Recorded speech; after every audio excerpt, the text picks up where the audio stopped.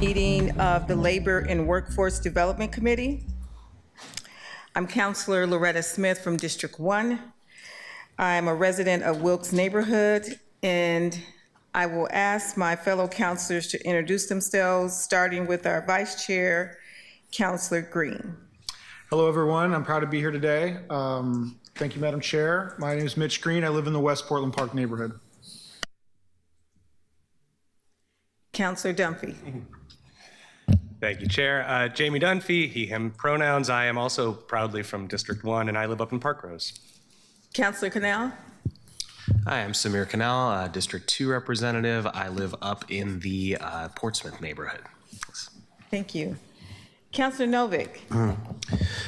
I'm Steve Novak, counselor from District 3, and I live so far south in Woodstock that I think of myself as living in the Woodstock suburbs. Thank you.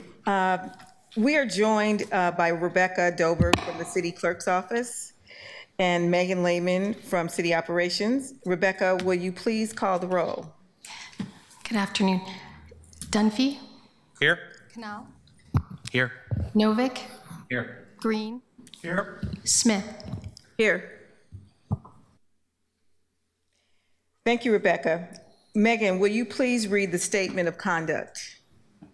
Good afternoon. Welcome to the meeting of the Labor and Workforce Development Committee. To testify before this committee in person or virtually, you must sign up in advance on the committee agenda at www.portland.gov/council/agenda/Labor and Workforce Development Committee, or by calling 311. Information on engaging with the committee can be found at this link. Registration for virtual testimony closes 1 hour prior to the meeting. In-person testifiers must sign up before the agenda item is heard.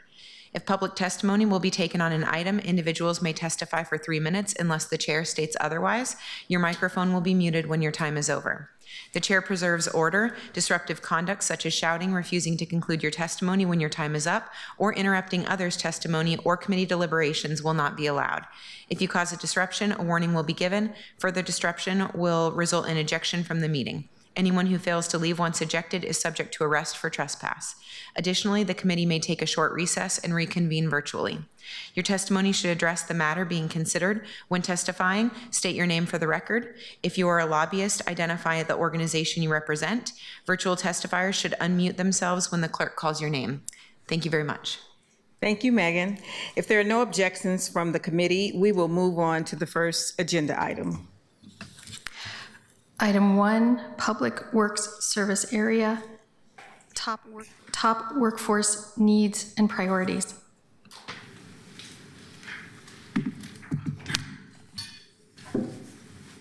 Rebecca, you read the agenda item, and we have our folks here.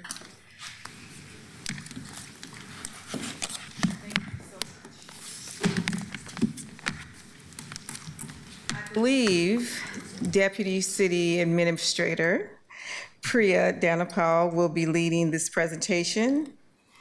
You're going to start first. Yes. Thank you so much. Welcome, Ms. Dhanapal. Please introduce yourself and your team, and then you can begin with the presentation. Thank you, Chair Smith.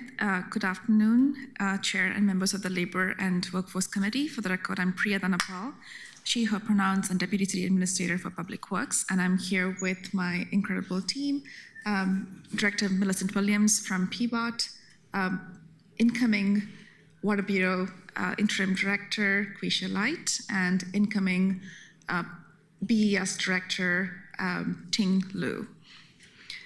Can we turn up the mic because she has such a soft voice?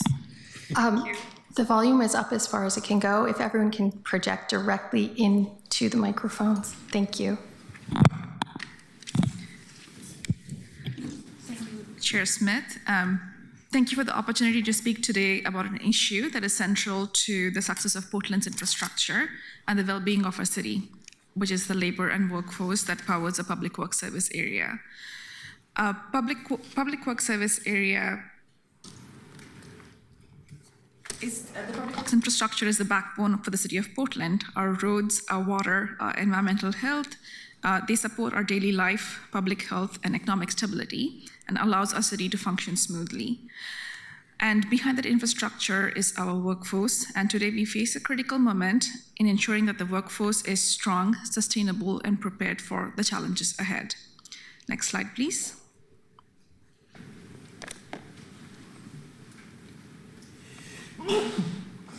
For today's presentation, we'll provide a snapshot of the current state of our workforce, where we are today in terms of vacancies and potential upcoming retirements. We'll also discuss our recruitment challenges and highlight some of the strategies we are implementing to attract, train, and retain a future-ready workforce. Importantly, we'll also discuss how this committee can support and strengthen these efforts through policy support, partnerships, and advocacy for workforce development investments. And at the end, I welcome your questions, insights, and partnerships as we move forward together. Next slide, please. Our goal is for you to come away not just informed, but also motivated to act to champion our workforce needs through budget decisions, policy support, and community advocacy. And together we can ensure our public works bureaus have the human capital they need to keep serving Portlanders effectively now and in the future. We need your support to sustain staff resources so we can continue delivering the critical services Public Works provides every day. And we are looking for support and advocating for solutions that will help us address our recruitment challenges and improve succession planning and workforce development. And finally, we ask for your advocacy and connections within your districts and our community to help build a stronger, more sustainable workforce. Next slide, please. First, we will be looking at the staffing vacancy across the public works service area, which are a foundational challenge to our service delivery. The next couple of slides will provide some high-level summaries of current vacancy data that is within the service area. Next slide. Here you can see a total number of authorized positions, vacancies, and potential reductions by bureau and bargaining unit. As of this month, across PBOT, Water, and BES combined, we have approximately 2,300 authorized full-time positions, of which 249 positions are currently vacant, which is roughly a 10% vacancy rate. In other words, we have roughly 2,063 staff currently doing the work of 2,312 positions that are budgeted for, which means our teams are stretched thin. And these vacancies span all levels from frontline crew to technical specialists and support staff. And every vacancy represents work that is either not getting done or is putting extra strain on existing staff, which can impact the quality and timeliness of a service to the public. These openings cover a wide range of functions, and so the impact is felt across the board in our operations. Additionally, the Bureau of Transportation and Water Bureau have potential position reductions on the table as a part of the budget process. Next slide, please. This chart provides a breakout of the type of work that the 249 vacancies are currently assigned to. As you can see, the field workers and laborers top the list, but this is mostly due to the 42 vacancies within PBOT, 34 of which are up for potential elimination and therefore are being held vacant pending budget decisions. The remaining vacancies by work type are spread across the 3 bureaus within the service area on a more consistent basis, and some of the most difficult to fill positions include inspectors, technicians, engineers, and parking enforcement officers, which you'll hear more about later in the presentation. There have been specific inquiries from this committee regarding the number of vacancies in PBOT and the significant time that some of these positions have been vacant. And I would like to use this opportunity to invite Director Millicent Williams from PBOT to help address it in the next slide. Good morning, Chair Smith and members of the committee. My name is Millicent Williams. I am the director of the Portland Bureau of Transportation, and I'm excited about being here today to share with you information about the Portland Bureau of Transportation and how we intend to continue to do our work efficiently and effectively. As the DCA has mentioned, there have been specific inquiries regarding the number of PBOT vacancies and the significant time that some of these positions have been vacant. Of PBOT's 141 vacancies, 73 of them have been held vacant as we anticipated this year's reduction package. As you can see, the Bureau is focusing reductions on the longest held vacancies. Of the remaining 68 vacancies, 33 of them have been vacant less than 6 months and are in active recruitment or frozen, a choice that I made until the budget becomes clearer. 17 of them have been vacant for 6 to 12 months, 12 of these being parking enforcement officers, and we can talk about the challenges that we have in that space regarding retention, but regarding the number that we have on, currently planning to join our force, we can only hire 8 at a time due to onboarding and training needs and restraints. And then the remaining 18 positions, which have been vacant longer than a year, have various reasons for the delays in hiring, which are explained in the next slide. Next slide, please. The reason behind long-term vacancies not only applies to PBOT, but we also see that trend in at least one other bureau within the service area. Some require a reevaluation of work performed and therefore must undergo a reclassification process. We do that in partnership with the Bureau of Human Resources, of course. Some are held vacant for budgetary savings, but are not eliminated due to the time it takes to request new positions. For example, at PBOT, we recently utilized 5 older vacancies via reclassifications to address workload issues in other areas. Positions can only be added through a formal budget amendment process, which does not allow quick reaction to increased workloads. Positions can be held vacant if the future of assigned work is unclear.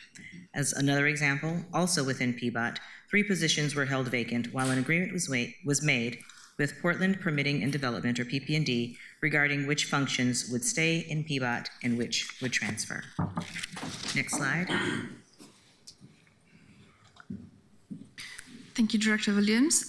Now that we've dwelled into the current vacancies, I'll turn to another major challenge looming ahead, the retirement wave in our workforce. As you'll see in the next few slides, a significant portion of our workforce is approaching retirement age. Next slide, please. The Public Works Service area must prepare for a significant loss of personnel in our coming years due to retirements, and many of our experienced employees are nearing the end of their careers, which is both a testament to the long service and potential risk for our operations if you don't plan ahead. Across the Public Works bureaus, roughly 1/4 to 1/3 of our employees could retire within the next decade. In PBOT, about 174 employees, or roughly 31% of the bureau's workforce, will reach retirement eligibility by 2035. The Water Bureau could see roughly 28% eligible to retire, and BES about 26%.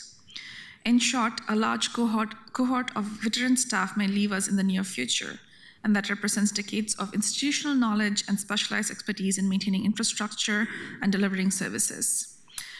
The loss of institutional knowledge and skill sets in hard-to-find technical positions will be difficult to replace. However, attrition is also an opportunity. As the city changes, the types of position needed to provide for our services will continue to evolve, and attrition allows for changes in workforce without impacting existing employees. Creating hiring pipelines and succession planning needs to be an important focus for us moving forward. The following slides will have additional details on upcoming retirements for each bureau, and with that, I'll pass it on to Director Williams to talk about PBOT retirements. Thank you, DCA Dhanapal. So the chart that you see reflects all PBOT classifications with at least 3 employees approaching retirement age in those classifications. And while it may look a little heavy on one end of the scale versus the other, I encourage you to think about the size of those work groups. So within the maintenance operations group, we have roughly 400 employees. That's where you're seeing the majority of those workers that have been identified as potentially taking advantage of retirement within the next 10 years.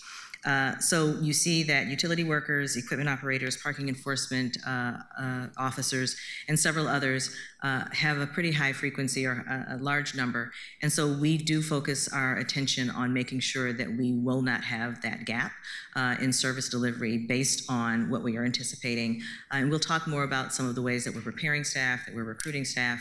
But my colleague, incoming Interim Director Quisha Light, is going to share some of the themes that we have identified as challenges and opportunities in this space.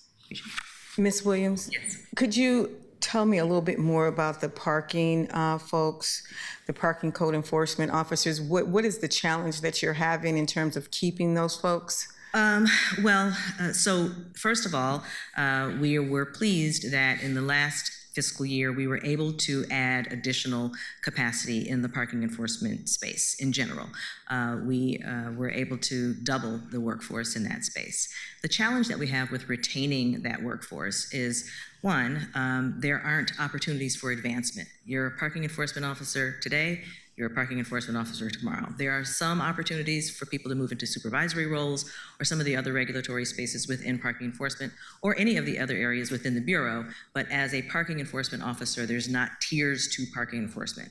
The other challenge that we have with retaining parking enforcement officers is they're the first face of the city in many, many interactions with the public.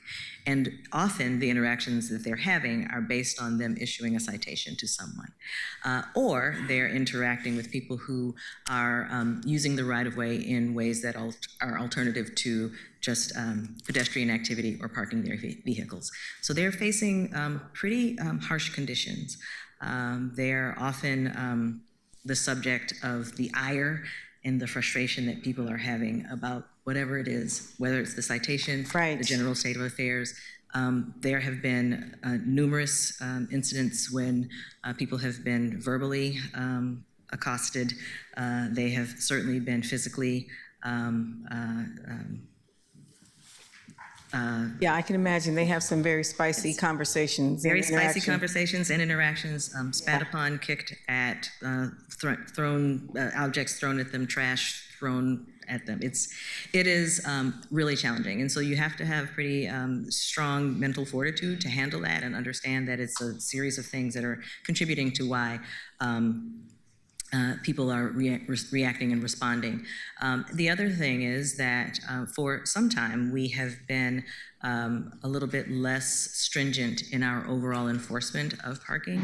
And so whereas a person had perhaps previously for months or in some cases years been able to engage in behavior that was inconsistent with the rules around parking and parking management, now we have staff that are able to go out and help with that enforcement.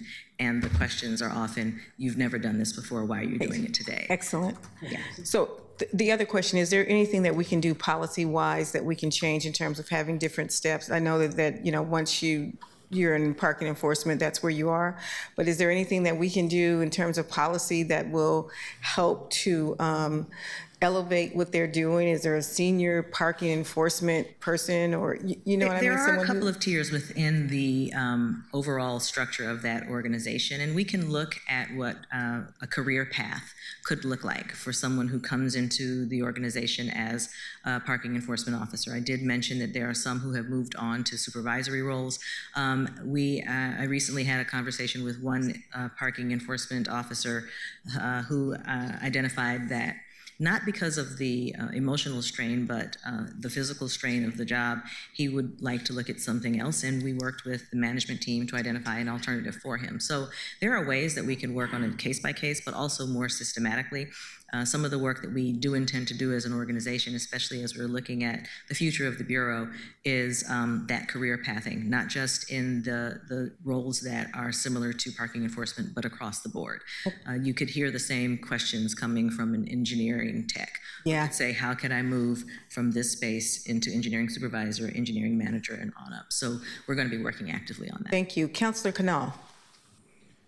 Thank you, Madam Chair. Just to follow up on that, I'd also like to know about the wellness side of things, because one of the things that we do really well here is we have parking enforcement in our transportation and not under police. But the trade-off of that is we have to provide wellness that is different from someone who's working in a desk job. So I want to make sure that I have enough information on that and see if there's any gaps there in collaboration with labor partners on that. Thank you, Councilor Canal. So certainly we do engage in pretty significant wellness work. That said, it is not at the scale of the fire service or police bureau. And so we have some opportunities to do some learning there about how we can work to ensure that we're protecting our team and that they're feeling that they have the opportunities to work on themselves individually in support of their overall health and wellness and safety in the spaces that they're in. Thanks. And I think this relates as well to other work groups that are outside of public safety service area, like park rangers, for example. I was thinking of it. I was going to mention that park rangers have a very similar set of challenges. Yes. And there has been some discussion about how we might provide, even from a policy perspective, greater protections for them in terms of their ability to be protected and respond in a way that allows for them to know that the city is behind them and that they have the protections in place that other enforcement bodies have. Thank you. Thank you. Councilor Dunphy, please. Thank you. Very briefly, not super directly relevant, but do any of your parking enforcement staff work after 7 p.m.? Some of them do, especially as we have entertainment districts. Look at the convention center, Moda Center area. Great. There is enhanced enforcement there during the up to 10 o'clock. And then we also have folks who are working around the clock because they're dealing with emergent needs, people parking, extending over a driveway, parking near hydrants, otherwise obstructing the flow of traffic. And so we are able to call on our teams to dispatch both services personally and then call in the appropriate personnel, say a tow company, to deal with the obstruction. Excellent. Thank you. Thank you. Thank you. All right. Good afternoon, Chair Smith, Vice Chair Green, committee members. My name is Quisha Light. As mentioned, I am currently the Customer Service Director at the Portland Water Bureau, and I am the incoming Bureau Director as of March 17th. Over the next 10 years, 28% of Water's workforce will reach retirement eligibility. Key roles at risk include engineers, our water operations mechanics, electricians, customer account specialists, environmental specialists, and more. Engineering and water operations have already seen a 7-year retirement wave, creating a cycle of internal promotions and ongoing recruitment needs. These positions require specialized skills and certifications, in which makes them harder to fill quickly. Some roles take years of training to develop the necessary expertise. The biggest concern we have is the loss of institutional knowledge. Many retirees have decades of experience troubleshooting and maintaining Portland's water system, and that knowledge isn't easily replaced. The upside is that these retirements also create promotional opportunities, ensuring employees feel empowered rather than stuck, while also allowing us to infuse fresh perspectives and drive our culture of innovation. Next slide. Good afternoon, Chair Smith, Vice Chair Green, and councilors. My name is Ting Lu. I'm currently the Deputy Director and the incoming Interim Director for Bureau of Environmental Services starting April. So similar trends here in the next 5 years. As you heard from DC Donapal, over 200 BES employees is eligible for retirement in the next 10 years, which is about over 30% of our workforce. So some of the key classification at risk is very similar to Water Bureau, and this is something from the water industry is very common, including wastewater operators, millwrights, instrumentation technicians, environmental specialists. Across the public works, we also see the similar engineers and analysts. That's really a key risk. So some of the additional challenges due to the water industry, private and high-tech competition for these talents. Specialty job class like electrician and instrumentation tech, we do have some special state licensing requirement that other states are not having the similar requirement. So that's another challenge here. Thank you. Thank you for your presentations. I'm going to open this up, and Councilor Green. Thank you, Madam Chair. A couple questions. Going back to transportation for a moment. I know that the presentation is on staffing, which is a cost typically, right? So we think about it. But on the traffic enforcement, can you speak to whether or not we're seeing like a return on investment? Because I know last year we staffed up we did a surge on traffic enforcement. Do we get a sense that pays for itself in some sense? Traffic enforcement or parking enforcement? You know, I was actually park enforcement. That's what I'm thinking. Sure. Yes, thanks. Yeah, absolutely. I just wanted to make sure that I'm giving the right set of responses to the question, especially because we were talking about parking enforcement. Jeremy Patton is here, the Bureau's Chief Financial Officer and Enterprise Services Lead. He can speak to some of the specifics around the numbers. Have we seen a large increase? I don't know that we have, but we have, I didn't think so. But what we have seen is that there has begun to be a shift in people beginning to comply. So the role of the enforcement officer is as much a it's not a revenue generation tool, is as much an opportunity for revenue to come into the Bureau as it is a regulatory function that causes people to follow the rules. So when people know, now people are beginning to see we're enforcing, and we are beginning to see people paying. We're also seeing more people parking, which is a good sign. And so there's yet to be the bump, but Jeremy can speak to the numbers that we do know. Yeah. Okay. Good afternoon, Jeremy Patton with PBOT Finance. Some of the numbers that we've recently been working with the county, so when we write a citation, it goes through the county court system. We have been writing about 20,000 more citations in the current fiscal year, but we've yet to really see a bump in overall citation revenue so far. And there's a couple reasons for that.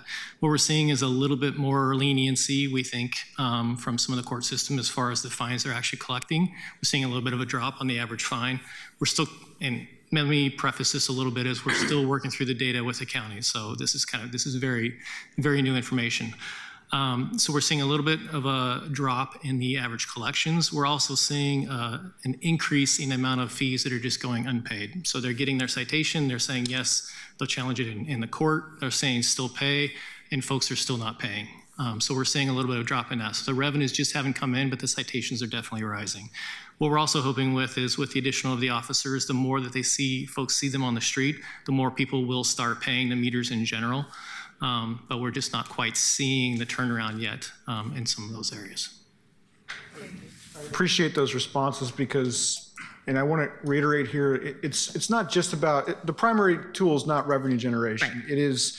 It is sort of ensuring that we've got public spaces that are safe and people are conforming to norms that I think are long-held practices. And I think a lot of what I have heard from my communities is there was a breakdown in norms during the COVID period. And so this seems like a pretty gentle way to steer the ship back in the direction it needs to go. And I think it will have follow-on benefits. So I just want to affirm my support for parking enforcement as a line item here. Thank you, Councilor Green. I'll share that in the past year, we have pretty aggressively sought to reinstate the things that were relaxed.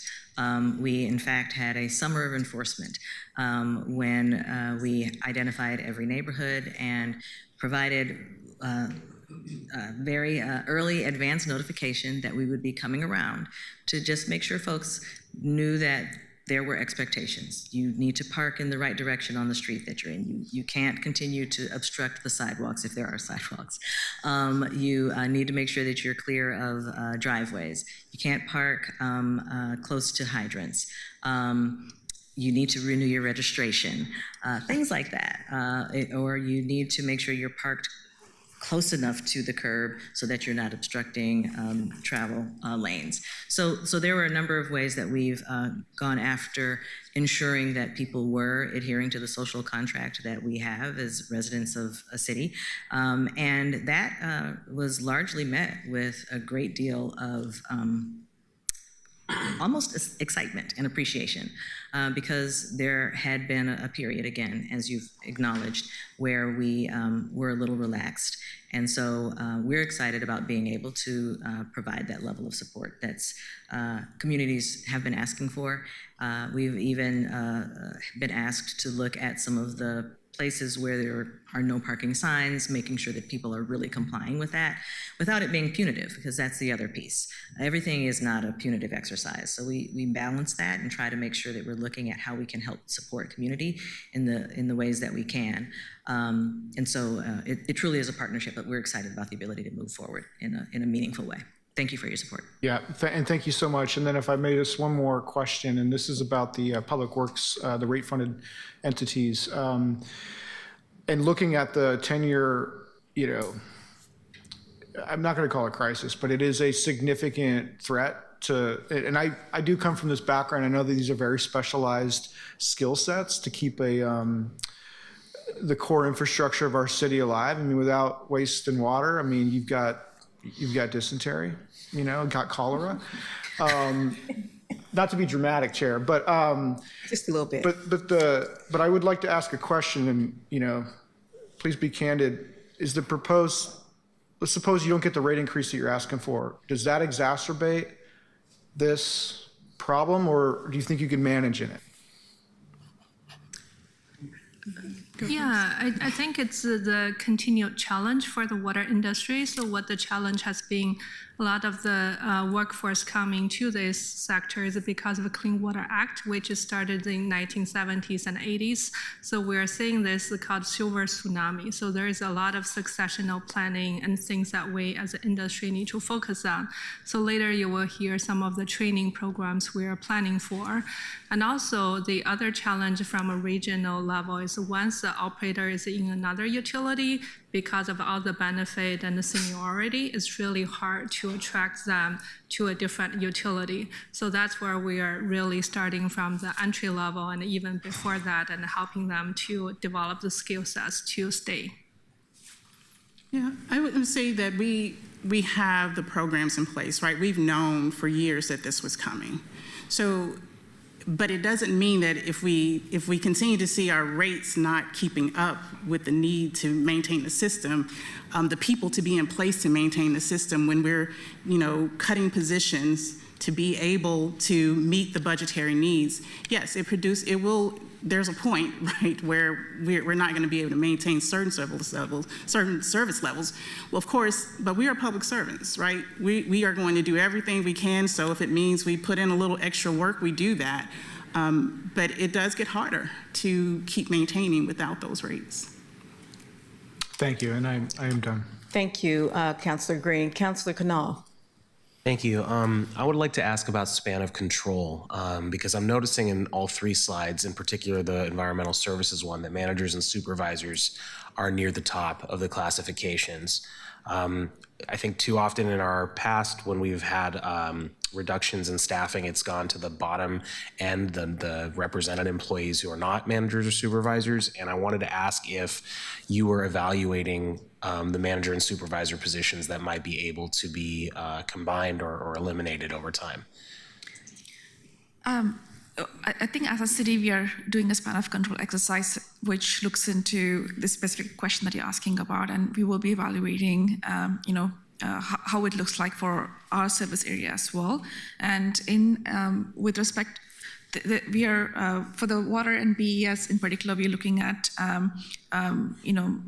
merging of having one leader and merging of the leadership teams and possibly the business functions as well. So that's an opportunity to look at the span of control and also how we will go about doing that as well. And I don't know if there's anything in particular for each individual bureau to share in this aspect, but that's something on a service area level that we will be doing as an exercise moving forward in the next few months. Anything I would share is complementary to what the DCA has already shared. We've begun to do that exercise, and even as we've looked at the upcoming fiscal year budget work that we're doing right now, we've looked across the full spectrum and identified potential places where we would need to make reductions. It is inclusive of managers at all levels, as well as line staff, represented, non-represented.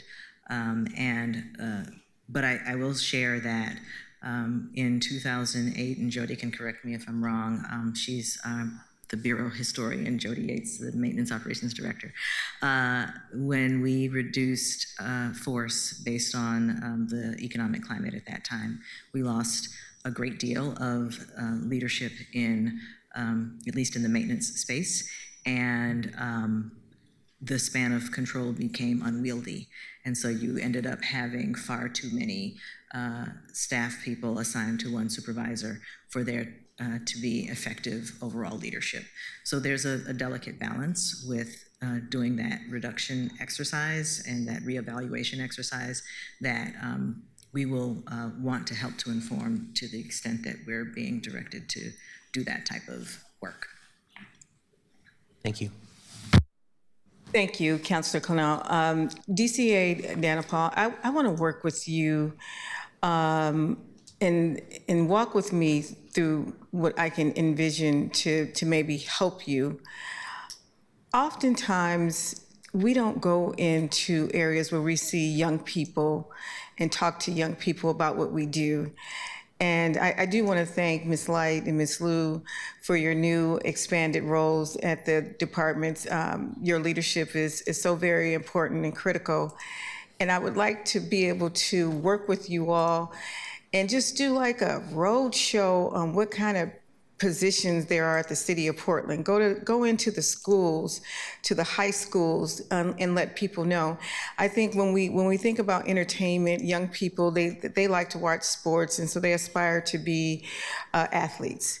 What you all do is so very important to the health of this community that I think we need to show people who you are, what you do, what you look like, where you come from, how you got to where you are right now. And if we could do something like, I know we often do the take your child to work day, but I want to figure out some kind of way we can go to a career day and we can present in front of young people to let them know what the opportunities are, because I just don't think that we're getting the message out. I don't think that we're really pouring into our next generation about the work it is being a public servant. Maybe we can do commercial marketing about, jobs in the future. I just think that we need to do more. I think what you do is so critical.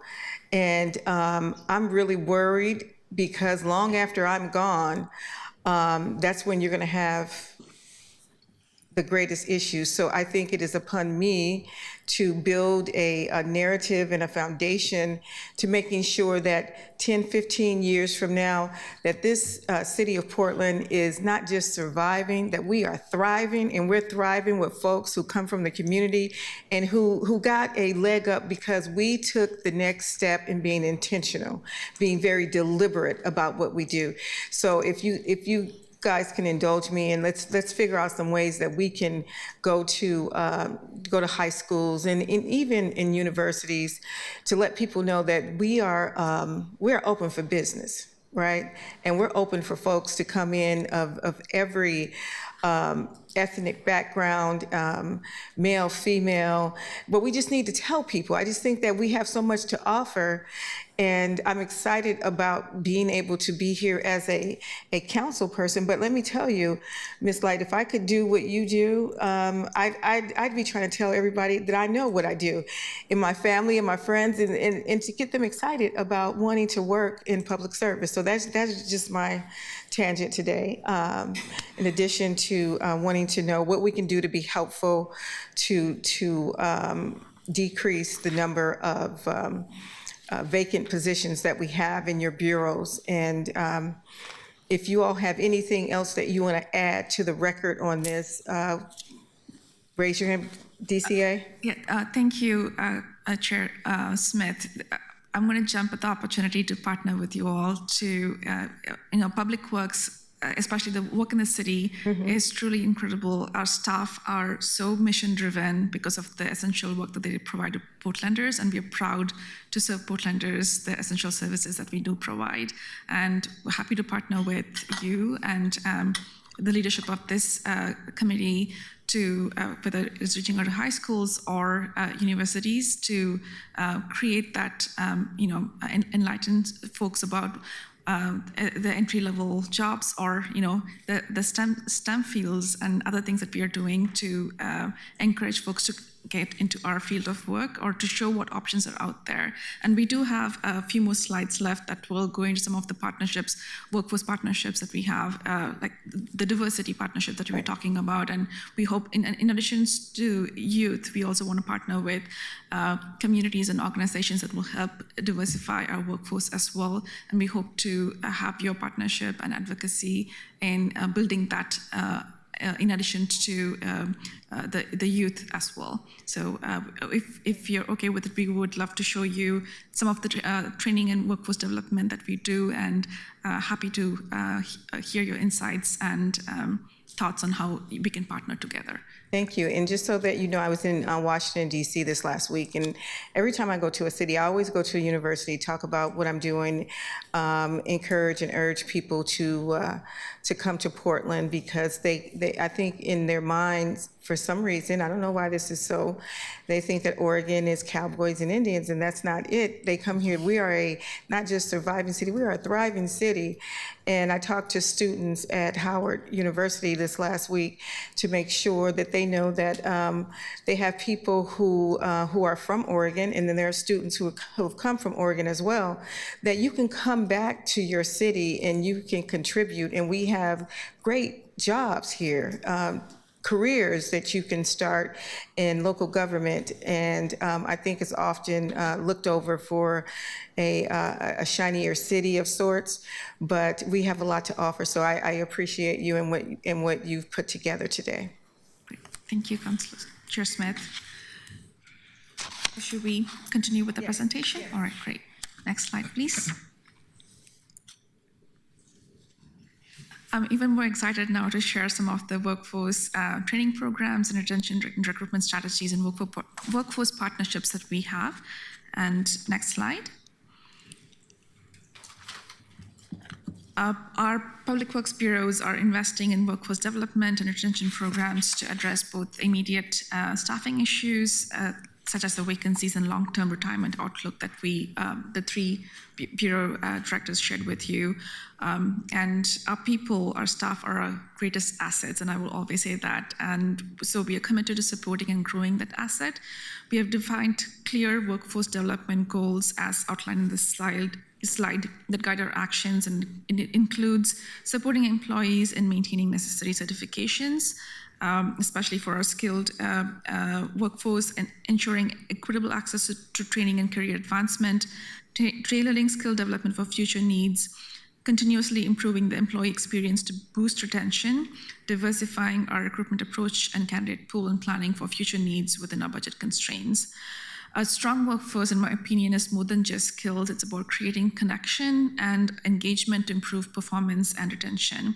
And our bureaus will focus on building cohesion across the teams and strengthening alignment with our mission.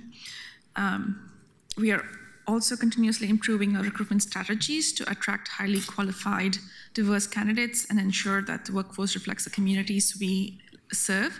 And with constrained budgets and a wave of retirements ahead, we are carefully planning for the future through targeted recruitment, retraining, and upskilling to keep our workforce strong. Next slide, please. Our bureaus run apprenticeship programs and training programs that develop and retain talent, and we would love to, when we have an opportunity to go through each one of those in detail with Chair Smith and this committee as well.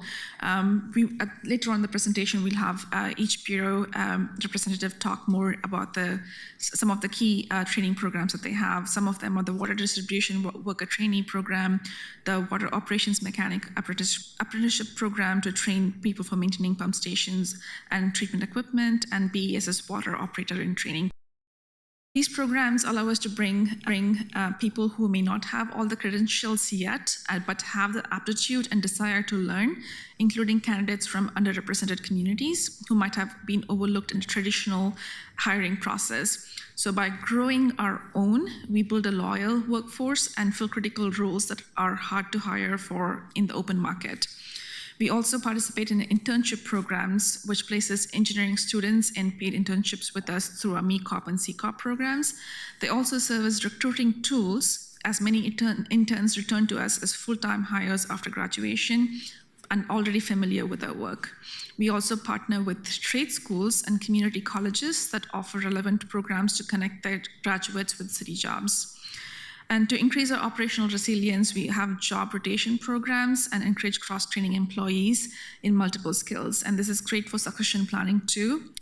Rotated employees gain a better understanding of other jobs, which prepares them to potentially step into these roles into the future. I want to pause for a moment and thank Chair Smith and this committee for asking these questions of us, because this gave us an opportunity. Our public works service area is 7 months young, and it gives us an opportunity as leaders to look into some of these important and challenges like vacancies, retirement, and what are we doing as a service area. Even within the bureaus, there are different programs that are approaching this at different aspects, like how are we doing at recruiting, how are we planning for retirements. And so this gave us an opportunity to discuss across the board, across the service area, and how we can strategize and work in partnership with council to have better response to addressing these challenges. So thank you so much for that. with that, I want to pass it on to the PBOT director to talk about the career pathways that turn seasonal employees to full-time positions, and turning it over to Director Williams. Thank you, DCA Donna Paul. Specifically within PBOT, the Bureau utilizes seasonal employees to prepare for future needs. These temporary employees receive on-the-job training, and in their second year, they can participate in the CDL or Commercial Driver's License Endorsement Training Program. Once completed, they're encouraged to apply for Utility Worker 1 and Utility Worker 2 openings. Many of these go through the Seasonal Maintenance Worker Program, are hired directly as utility workers. The Bureau also works with them to provide the training and required licenses, such as commercial driver's licenses I just mentioned, so that they can fill their probationary requirements. While we have multiple pathways for skilled labor and for those developing their skills to become PBOT employees long-term, I'd also like to share, and it was mentioned in the previous slide from the DCA, that we do welcome engineering and planning interns on an annual basis. We employ community service aides and work with BHR to identify Hatfield Fellows to support our efforts. We also encourage, as has been mentioned, job shadowing and create opportunities for people to work cross-discipline to better understand what options they have as they consider their future at the Bureau. And I'll go off script just a moment. I want to highlight that the maintenance operations group, the maintenance operations division that's over in Kirby, has been identified as the employer of choice of the year from WTS. Jody Yates has done a tremendous job of making sure that she's recruiting effectively. She is looking across the full spectrum of opportunity and need, with the exception of one new division manager. All of her division managers are women. She has diversity in the ranks based on gender identity, ethnicity. She has done a tremendous work, and so we're excited to highlight that. I also can never miss an opportunity to fully embarrass my niece, who has come to Portland to spend spring break with me. She had the opportunity to go to the beach, and she wanted to come hang out with her aunt and see what we do on a daily basis. So she got to go to maintenance operations last night, see the sign shop, see the operations, see all the trucks. She was really excited. She says it's really cool. She says I'm in a lot of meetings. She's in this one right here, right now. What's your niece's name? Her name is Sydney Williams, and she's a student at Spelman. She says she wants to be a doctor, but after she got to hang out with me for a week, I don't know. Oh, can you wave your hand, Miss Cindy?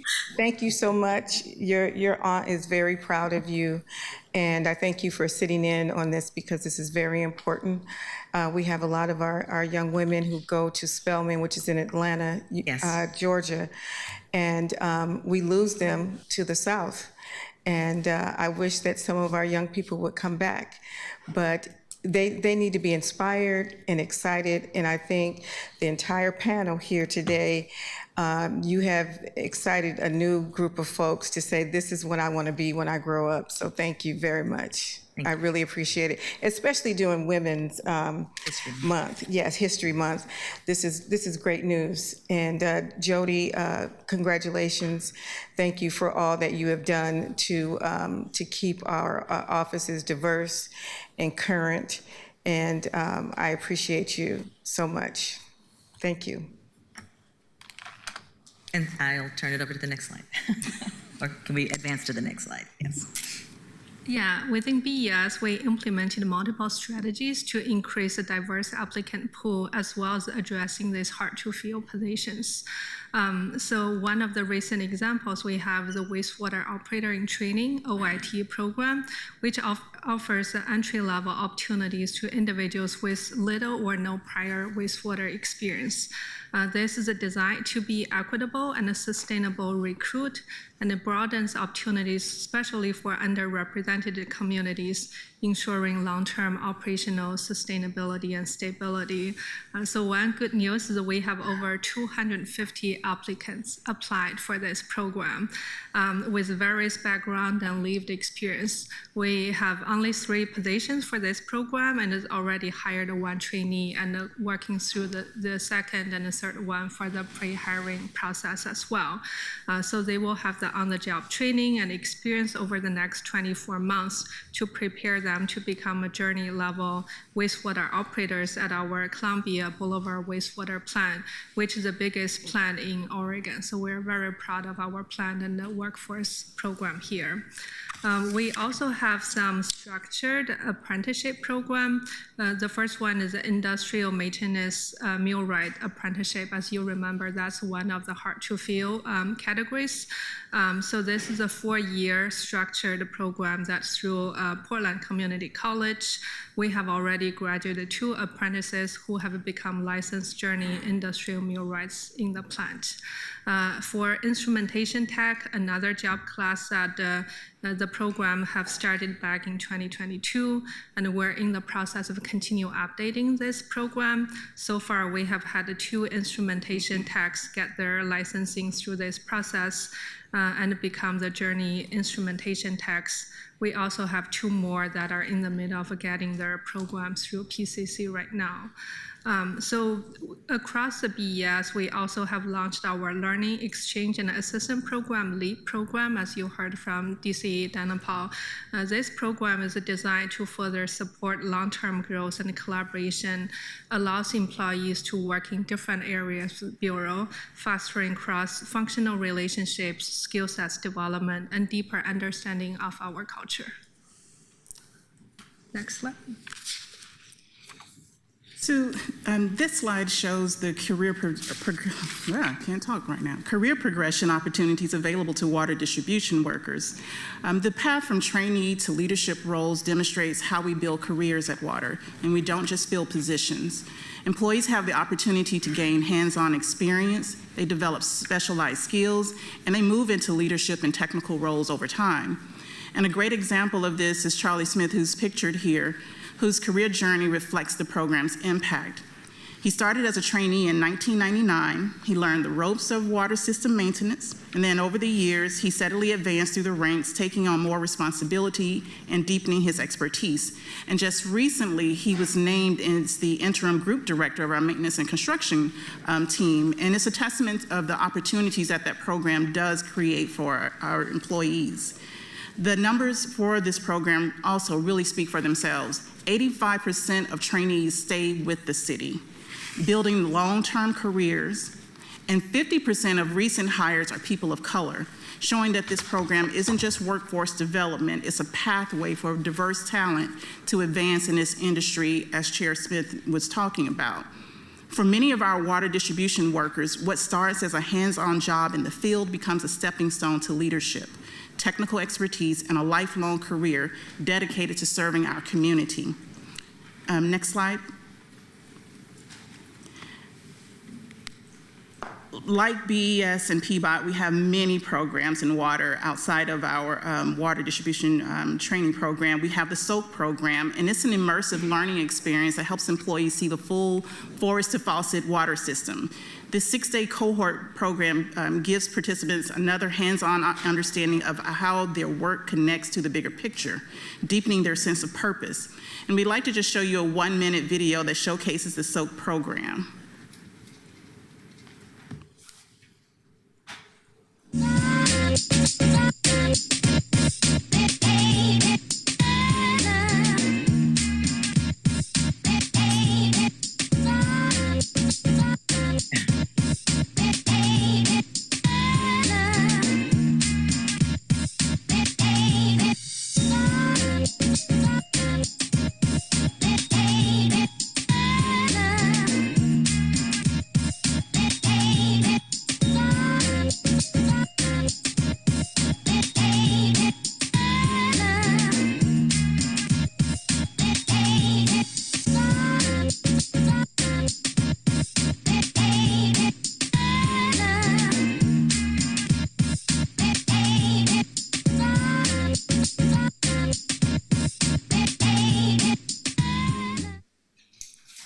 So beyond SOAP, we also offer key retention and development programs that engage and support employees. Give you a little bit more SOAP. We have comprehensive onboarding, which includes a welcome day, a 1-month check-in, and a 6-month survey to ensure a strong start for employees. We have share and learn events that promote expertise exchange. We have LinkedIn Learning Access for professional development, the Ambassador Program, which connects employees across the Bureau. We have people management training to support effective management and leadership through a cohort learning. And I also just want to quickly say that one of the things that you talked about, Chair Smith, I think the Public Works Service area does a really good job. We are out in the community. We are at the Good and the Hoods. We're at all those events. We're going out to our schools because you're right, they need to see us. And when they see us, they know it's possible. And but we are definitely, if there are other places and spaces where we can show up and let people know that this is a real opportunity for them to make money, to have a career in their life, and because college isn't for everyone. So we know that, and we are, like DCA Donna Paul said, we welcome the partnership, because if there are other agencies and groups we can work with, we would love to do it. Thank you. Thank you so much for your work.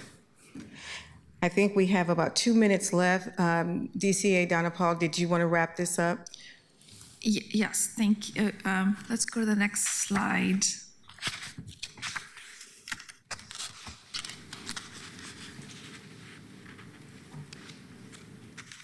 So these are some of the quotes from our employee retention programs that would say that employees have a strong connection to the mission and benefit from understanding how their part in their system connects to the whole.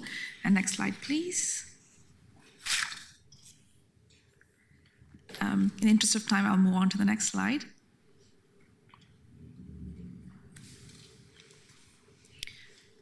And one more. We'll go to the one with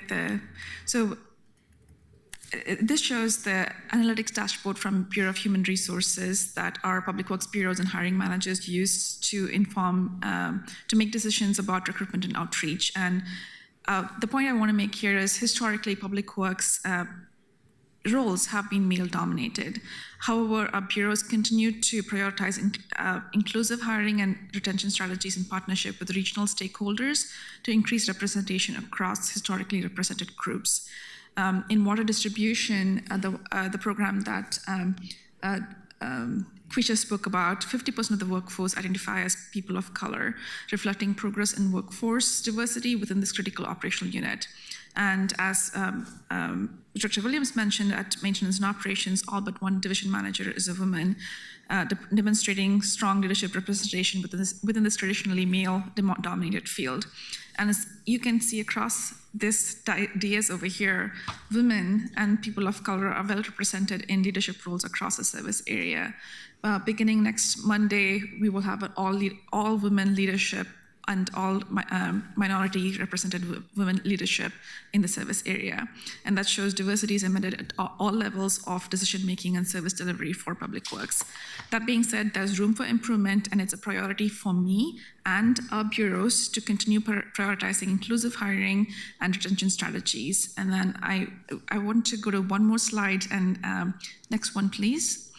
So these are the various workforce partnerships that we work with based on identity-based organizations, professional organizations, youth organizations, similar to what Chair Smith, you spoke about, and other technical organizations. And we are committed to working with them to continue identifying opportunities to spread information about the work that we do, the opportunities for employment within our service area, and how we can partner with them to identify job postings and have outreach as much as possible. And looking forward to all of you, working with all of you.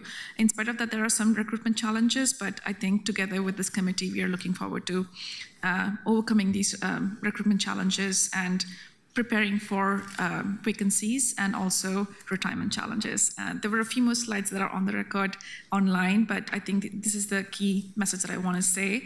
Let me go to the very end.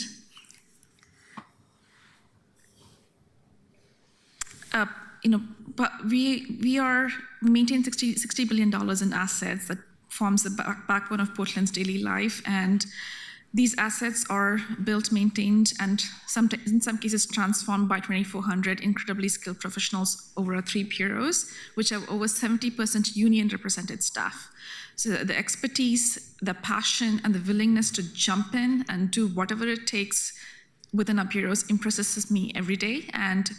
But we cannot take the resilience of our workforce for granted.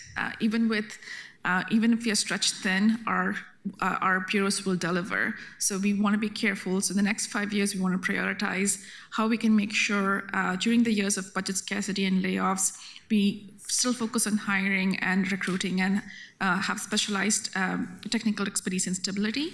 And as the public works employees retire, we focus on cross-training and redundancy and so on. So we and our thousands of public works employees thank you for asking these important and good questions, and we thank you for your advocacy and the connections within your districts and communities, and look forward to working with you. Thank you so much. Thank all of you for coming. Can I take one last question from Councilor Canal? Thanks, and I'll ask it if you can pull up slide 24, please.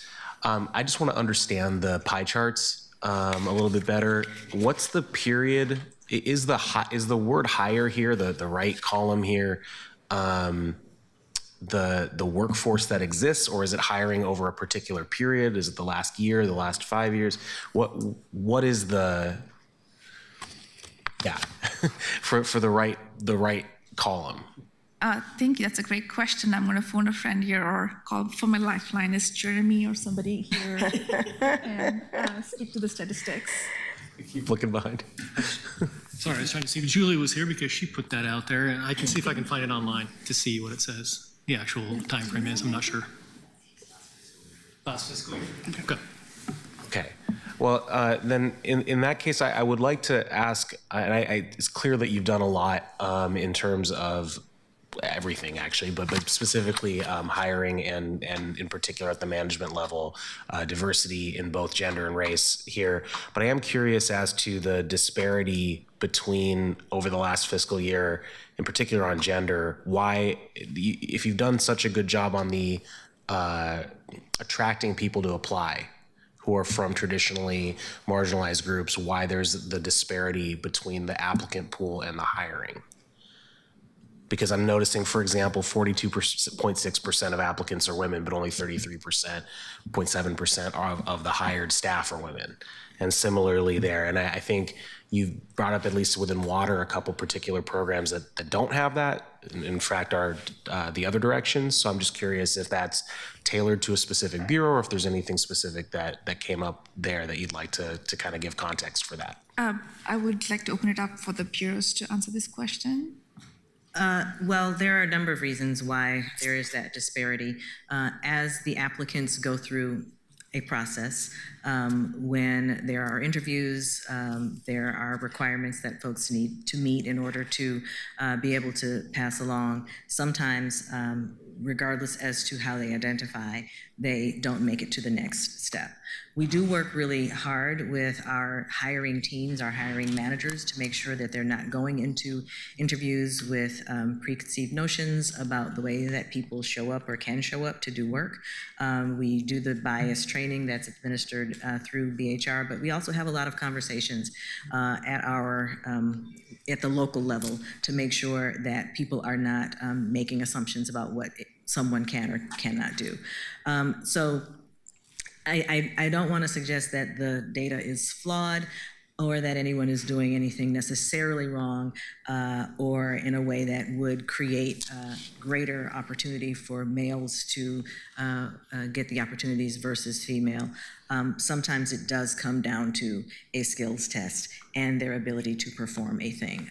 And this is not the best example, but parking enforcement officers, in addition to being hired and having to go through a process, once their offer letter is received, they do go through a series of tests. One of those is dexterity, to make sure that they are able to consistently, effectively, accurately put in data in this small palm device. And sometimes they don't pass that test. And so that is a blind test.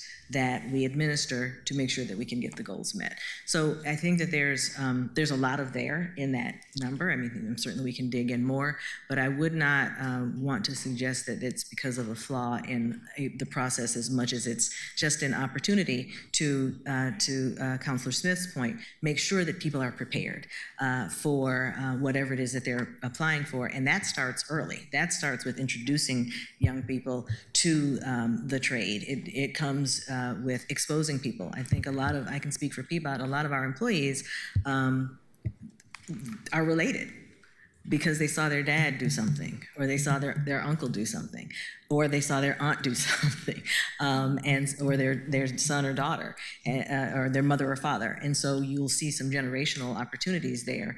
It's what people are exposed to, and then they begin to think about what they can do. And that, I think this also spreads across not just the trades-related work, but also the professional services as well. And often in those professional technical service areas, you see the same disparity in terms of males versus females who are in those industry roles. Yeah, We're like running 8 minutes late. Can you wrap up your thoughts? Yeah, we can follow up later. What I'd like to know specifically in the follow-up, not now, is whether or not it's the eligibility review or the SME review that's cutting it out, or if that disparity is existing at the interview level. So thanks for that. We can follow up and get back to you. Because for us, it's not that, yeah. You send all of us that email when you respond, Absolutely. so that we can Just review that as well. I want to thank you also very much for coming, and we appreciate what you've heard, and we will be following back up with you. Thank you. Thank you. We're going to agenda item 2. Rebecca, would you please introduce item number 2? To a message from Portland's labor leaders. Lori Wimmer, Martineau, Elliott, Levine. Do we have all of you up there at once? Aaron Schmaltz and Isaac McLennan? Hi. My favorite people on one panel. Good afternoon. Greetings, counselors. For your record, Lori Wimmer, representing the Northwest Oregon Labor Council and a convener of this wonderful group of folks who are leaders of city unions. And we're here to talk with you a little bit about what we've been doing as it relates to building the 25-26 budget and ways that we can partner with you. Great. Before you go, we're going to have you introduce yourself, but I'm going to pass the gavel on to Vice Chair Green, and he's going to introduce everyone. Thank you so much. I just wanted to provide some framing comments. We're going into this budget period, and thanks for the partnership with the chair here. I thought it would be a misstatement of our values and a big missed opportunity not to hear directly from our labor leaders, because these budgets are moral documents. It's the workers who make this city run. And so I'm just really excited to hear what you guys have to say today, but I'm also just very grateful for you taking the time, Lori, with your leadership and convening this council together. So I'll let you introduce your panel, but I just wanted to say the Labor and Workforce Development Committee wants to center labor. So I'll leave it at that. Wonderful. Thank you, Councilor Green and Chair Smith and members. As I was saying about our coalition, the leaders represent that 80% of your 7,500 city workers who are organized in our unions, and we have come together to try to help have a common approach to looking at the way to build the budget that will do more than just cut programs or people. And the folks who were a part of that, I'd like to have stand and be recognized. They're in the room. Thank you. Our group delivered a letter to all of you and to the mayor on February 26th, anticipating the release of the city administrator's budget framework. And our approach was to take a look at offering you a different set of tools than, as I said, the typical, which is layoffs and program reductions. And we recommended in that letter use of general reserves, use of ending fund balance, elimination of contracting in favor of in-house work provided, and creative revenue sharing strategies. And additionally, after sitting through last meeting of this committee's public safety presentation, we additionally would support hiring enough public safety employees to significantly reduce the expensive overtime that's now racked up. We know that BOAC did that and we're able to stay within budget, and we think that's a model to emulate. And our comments here today will touch not only on the points of our letter, but also respond to elements of that budget framework that I just referenced. We know that we agree with the city administrator's proposals in a couple different ways, and I'd like to line those out for you. First of all, we recognize that he seems to agree with our recommendation to use current year savings. We refer to it as the ending fund balance, and you'll find it in his framework on page 19. We would also call your attention to a document with my written testimony in your record that shows how the city forecasts in the past customarily exaggerated expenses and underestimated revenues, leaving too much on the table, which then gets deployed mid-budget cycle. But in a year where we are facing down 274 position eliminations, we think that's a habit to break.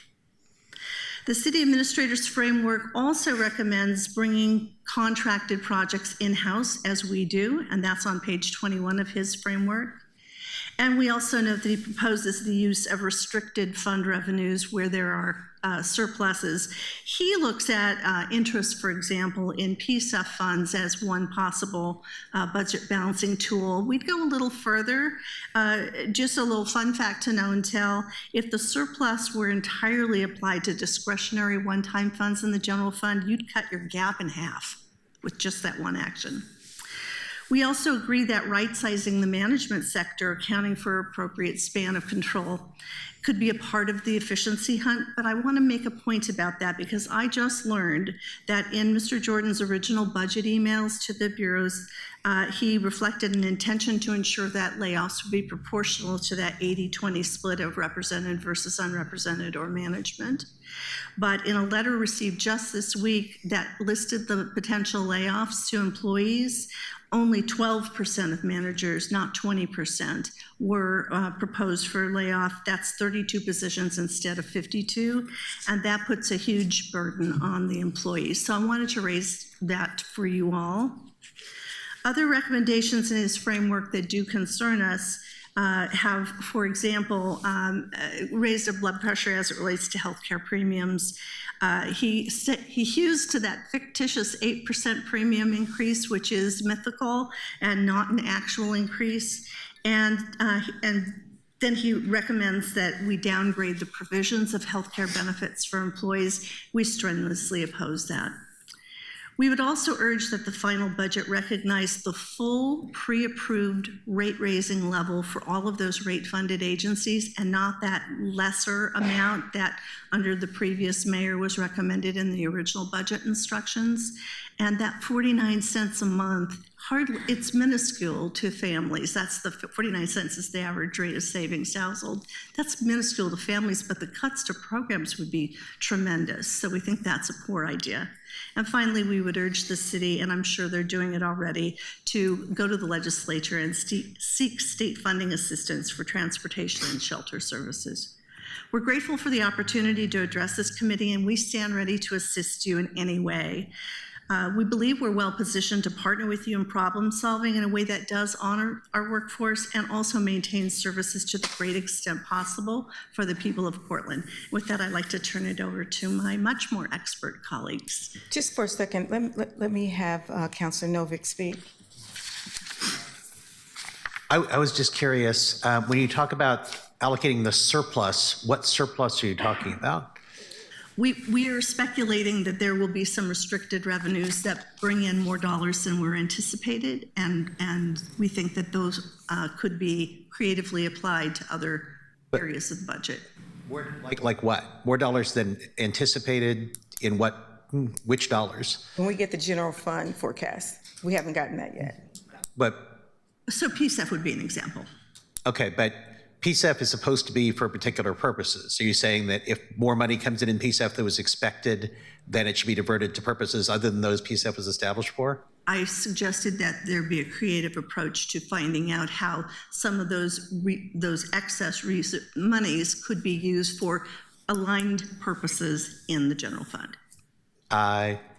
Okay, I would caution, and Ms. Wimber, you and I have had this conversation about budgets for a long time. I would caution against using the term excess when we all know that there are constructive ways we could use. There's no public money that's just lying around with no good use for it. Fair point. Also, I apologize if I'm jumping ahead, but I think that the use of general reserves was not something that the administrator, you listed as one that the administrator agreed with you on? No, he was talking about the current budget extra dollars. We call it the ending fund balance because it becomes the beginning balance in the new budget. On the topic of reserves, I might be wrong here, but I kind of think that the city budget people say, well, you have to have a certain level of reserves for our bond rating, et cetera, et cetera. And I was wondering if I actually was emailing the chair of the finance committee earlier today saying I think it might be useful to have a robust conversation about that in the finance committee where your folks could go sort of toe to toe with Jonas Beery on what exactly reserves we need. Does that sound like something that might be worth exploring? Absolutely, Councilor Novick. We'll be happy to testify anywhere we are welcomed. And we did say in our letter that we met the criteria for using those general reserves that are in your ordinances. Thank you. And I just want to be clear about what you were talking about because there's interest that was made off the principle of the PSEF account, which they forecasted to be about $18 million, just so that folks know what you're talking about. And there was a big conversation about using PSEF funds with the previous council and the mayor, and it was turned out that the interest was something that could be used by anyone in the bureaus. And for the specific funding of PSEF, that main principle was not that they have a 5-year plan on how they're going to spend those dollars, but that the $18 million in interest that comes in every year, that it is up for grabs of sorts. So I knew what you were talking about. Thank you, Madam Chair.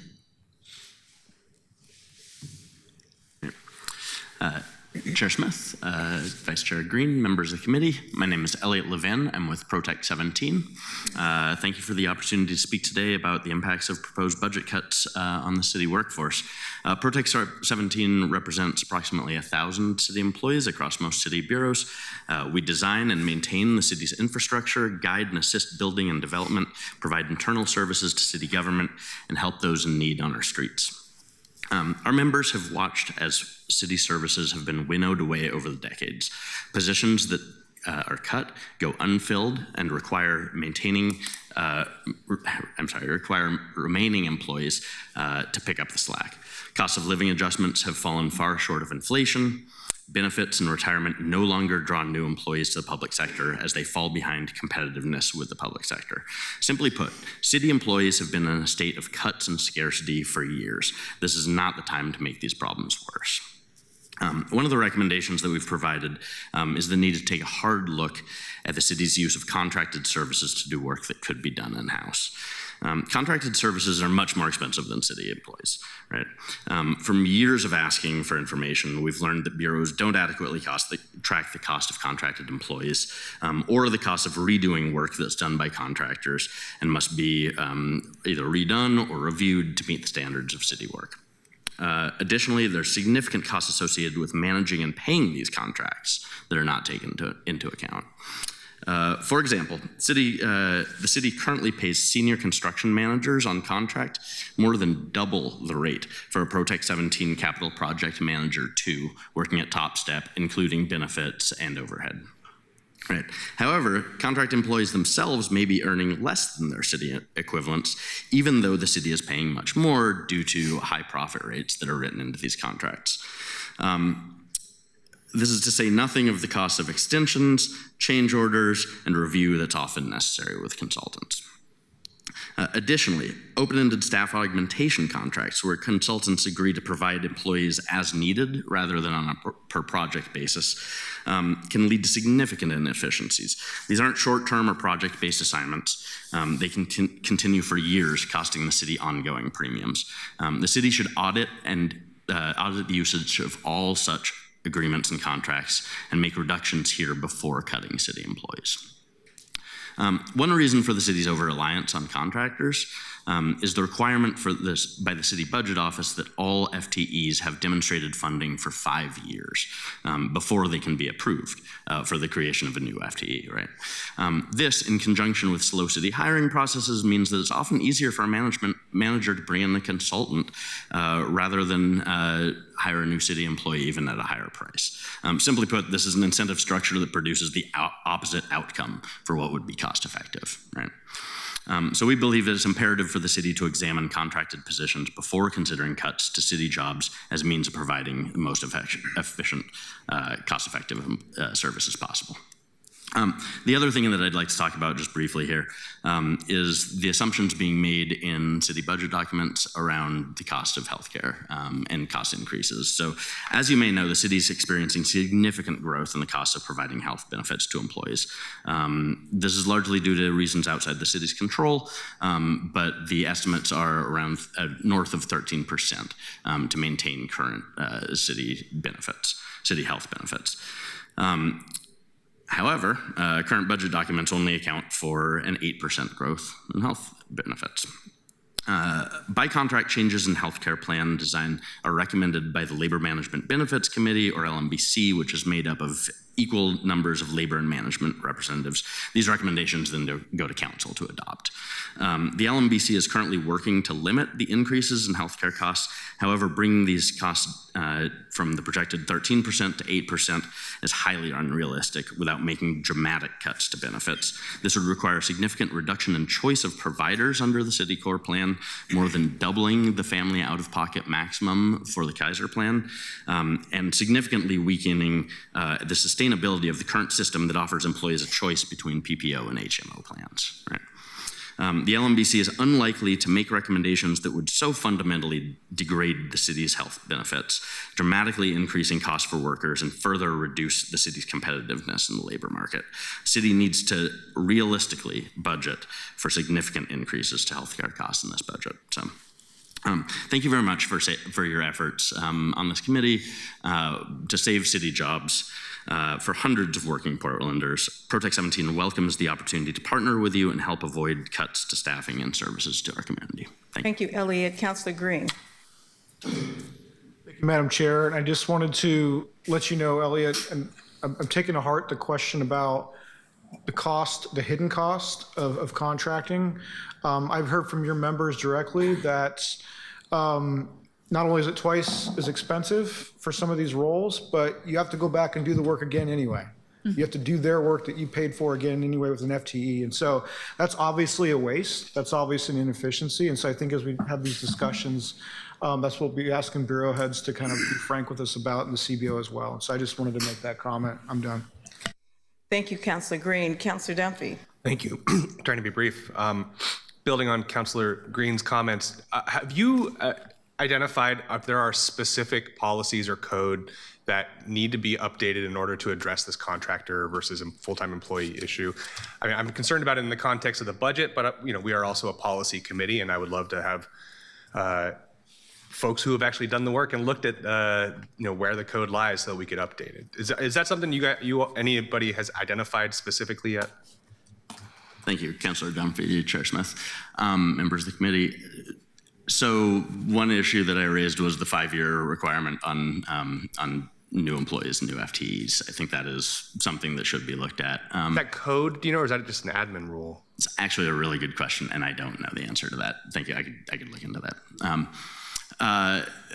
Outside of that, I think what we need to get our heads wrapped around is the scale of some of this contracting. Like I said, we've asked these questions many times at the bargaining table in the context of collective bargaining, trying to figure out just how much is being done out there and why it's being done. And frankly, the answer is all over the place because it's different for every manager, right? It's different for every project that's coming up. And so I don't know if there's a unified approach to this that I could recommend right now, but to the extent that we can shift in the incentive structure, right, to make it easier to bring in a city employee, to use the city hiring process in order to bring in qualified, diverse applicants, rather than rely on these contracting companies, which are often some of the biggest contracting companies in the world. These are huge engineering firms, right, multinationals. We can be doing better in-house to bring folks in. So. I'm definitely interested in this as an ongoing conversation. Specifically, I've seen how that plays out differently in the rate-paying bureaus, water versus BES. It's not getting a good service to our employees. It's not getting a good service to our ratepayers, to our taxpayers. This is something I would love to dive in on. So thank you. Thank you, Councilor Dunphy. Councilor Knoll. Thank you. I think there's, I'm going to say the opposite of what my point is, sort of the exception, I should say, first, which is that there are some times where, in particular around community-specific outreach or some of the, I'm thinking of the violence prevention contractors where there are really good uses for contracts, and those are narrow exceptions. I really welcome this focus, though, on looking at it because, and I'll speak very specifically, I have been a manager at the city where I have been unable to hire a staffer for a job that needed to be done, that we had the money for and could not get it approved, and had to hire a contractor myself. And I don't know the answer to Councilor Dunphy's question, but I know that I was, because when you're a manager at the city, you don't get the whole citation of code or whatever. You just get told you can't have this position because we don't have the, whatever the particular reason is. And as a result, and the contractor in question here did a great job. So if you're listening, it's not a knock on you, but it would have been better to hire someone to do that work in-house that we could talk to, that we could hold accountable, and that we would save money on, because I can also speak to that aspect of it as well. It costs more money. And so this is something where the overhead is not even included in your double figure that you mentioned, the overhead on at least the city side of it. We're paying for the overhead on the contractor side as well, which is often ignored, as well as the profit aspect of it. I'll also mention that there's, for many of these contracts, and you mentioned the multinational component of it, there's the issue that we are not seeing the multiplier effect of putting our city dollars and tax dollars into our local economy. Do you have any info, or have you received any info on that aspect of it from either the city or from independent sources as to the sort of impact of spending money elsewhere versus locally? Councilor Canal, Chair Smith, that's an excellent question, and one that I would think would be, just as I'm thinking about it, self-evidently true. You're right, I think. I don't have any information specific to that. What I do just want to say, if I may, very quickly, is many of the people that work as contractors alongside city employees are excellent engineers or technicians or whatever they're doing alongside our members, right? There may be an opportunity to convert some of those positions into in-house positions, and I think that should be explored as much as possible, right? As you were mentioning, a position that you were related to. I mean, these are good people doing good work, and I want to be clear that we support that. So, but yeah, sorry, I don't have anything specific. That's okay. I don't think that it's you shouldn't. I should not be asking you. Ideally, we would have this information already, and you would be able to ask us. But I figured I'd at least give it out there. Thank you, Madam Chair. Councilor Canal, maybe we can get some information from the city administrator on how this works, and we'll have a better understanding when we're talking about these issues. All of them so very important. Rebecca, could you tell me how many people do we have in the queue for public testimony? 2 people are signed up. Okay, perfect. So what I'm going to do is I'm going to continue with this panel. And Isaac, could you introduce yourself? I think he's doing this. Yeah. Rob. Okay, thank you. Thank you. My name is Rob Martineau. I am the president of AFSCME Local 189, representing nearly 1,100 city employees and an employee in the Portland Water Bureau since March of 2000. So 25 years now. And I would like to emphasize the need for a values-based, fiscally responsible approach to balancing our budget within the current economic and political climate. It's clear that previous assumptions and budget strategies have failed our city. As a 25-year employee, I've experienced the narrative of always being broke during times of economic growth or contraction, in labor negotiations, during major infrastructure projects, in the needs of the most vulnerable, in just doing what we all know is the right thing. The one constant message is broke, broke, broke. I hope the committee will break the broke assumptions, scarcity narratives, and the entire playbook for that type of a narrative. The ever-increasing ending fund balance and other available Bureau reserves provide the most viable solution to the projected shortfall. By strategically utilizing these existing resources, this council can prevent cuts to essential services and personnel who deliver them. There continues to be no reasonable, justifiable explanation for the outsourcing of jobs through the use of contracted labor and project management. While often viewed, as has been discussed, the only path forward, eliminating this costly and short-sighted path of least resistance to the furthest extent possible is imperative. This change on its face generates immediate and long-term cost savings as well as increased operational efficiency.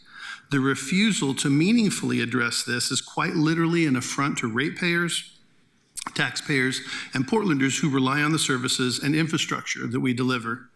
A culture of stewardship is critical.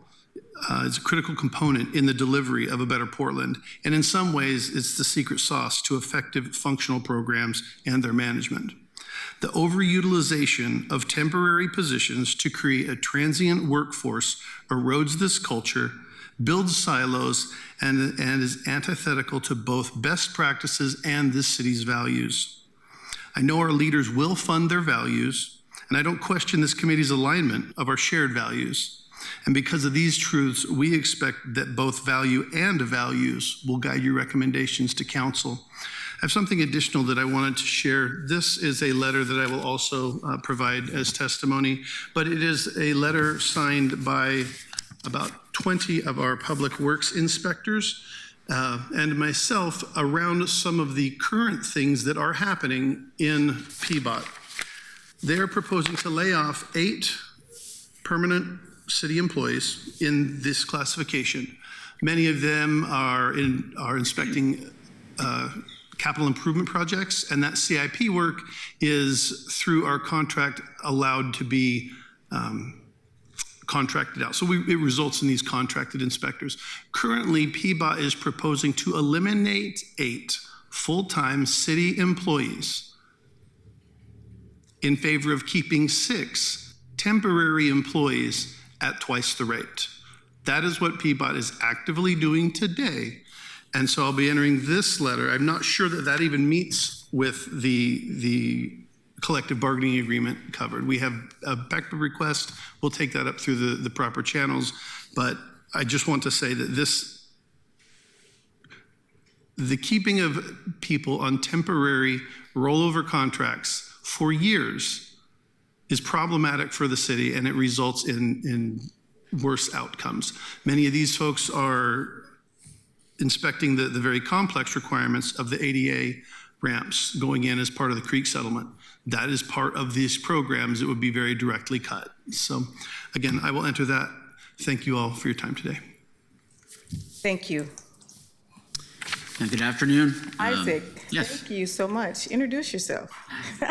I appreciate this opportunity, Chair Smith and Vice Chair Green, this opportunity. My name is Isaac McLennan. I'm a president of the Portland Firefighters Association, and I'm here to speak on behalf of the professionals in the city of Portland who keep us all safe, the public safety workers. So I appreciate this time. The Portland Firefighters Association and the Portland Police Association represent Portland's first responders and public safety professionals.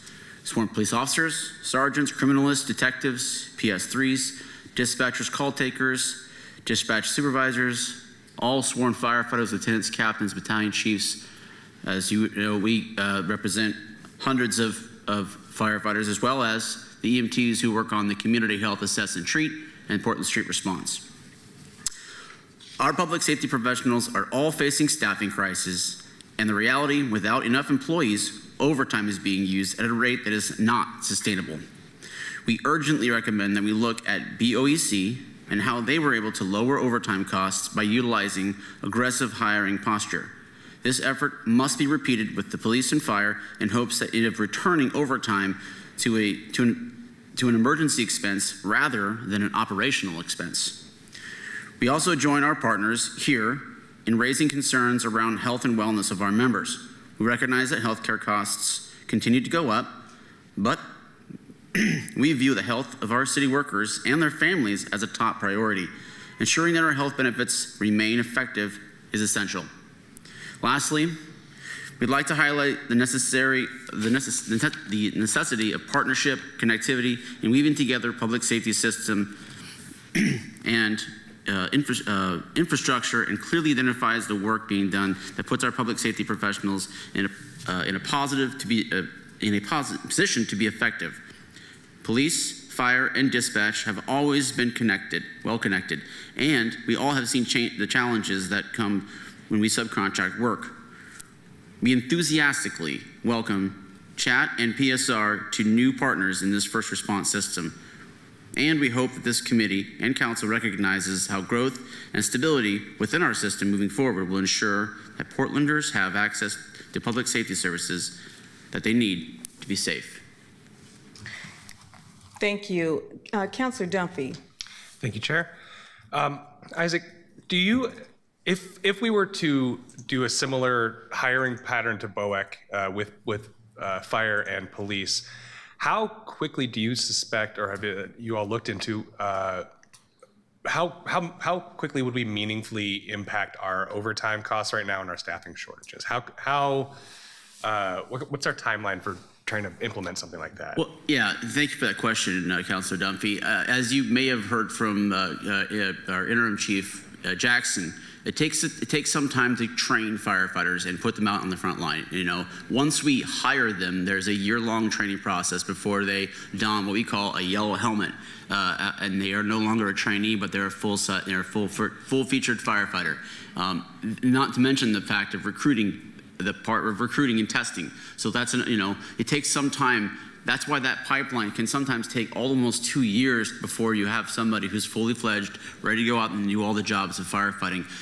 And what I've seen in my time, especially since the last 5-6 years, is we have not done a good job at hiring to backfill vacancies, but also what you've seen is changes in how many people are off for various reasons, whether it be military leave, sick leave, vacation, paid leave Oregon. When we talk about health and wellness issues, if our children are sick, we need to be home with them, because both our spouse and ourselves are working.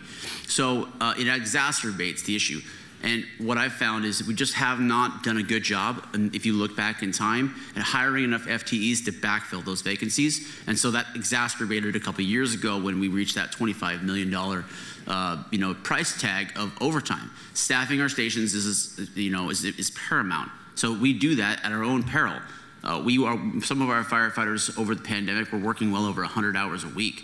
That's continuously. Like, we're not going home. When we work 48 hours, 72 hours, and we're ready to go home, and then we get a call, no, you're staying at work for another 24 hours. It was last minute, so we'd have to call our spouse, try to figure out childcare, you name it. So it's a long-winded question, or answer to your question, but the reality is we as a city have not hired effectively, and now we're short. So now we come to you saying, hey, in an economic downturn, when you were $100 million shortfall, we actually need to hire more people. It's counterintuitive to decrease costs. So that's what we've done, and you may have seen that in slides from the fire department, but we need to do more of that, and that's the reality. Thank you. Councilor Novick. So one thing that frustrates me about being in this job now is we have to turn around and approve a budget in a couple of months, and we've only been here for a couple of months. And some of the things you're talking about, I think that all of us here would love to reduce contracting out and save money, but I worry whether we've got enough time to